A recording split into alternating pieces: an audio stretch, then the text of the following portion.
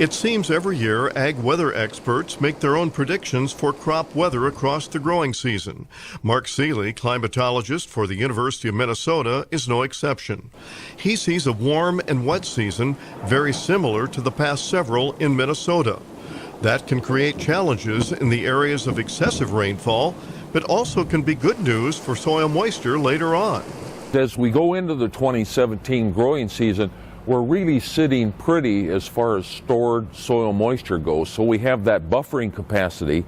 If we do get into mid-season drought or mid-season dry periods of any extensive nature, that's going to rescue us. Seeley says we're seeing an increase in both moisture and growing degree units in the upper Midwest, a trend that cannot be ignored.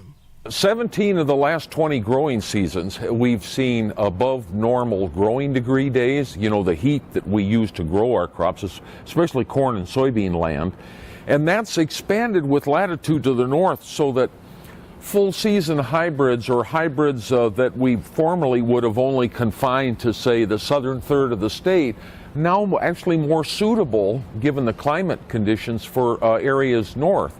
Same thing with the different maturation categories for soybeans. Seeley says the climate trend is a very strong footprint, but there is no single easy explanation. I think the footprint of climate change is very measurable.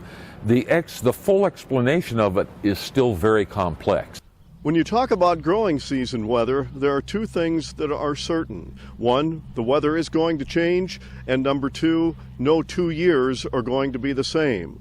For farmers, it's a matter of being prepared and adapting to an ever-changing weather climate here in the United States. This is Lynn Ketelsen reporting.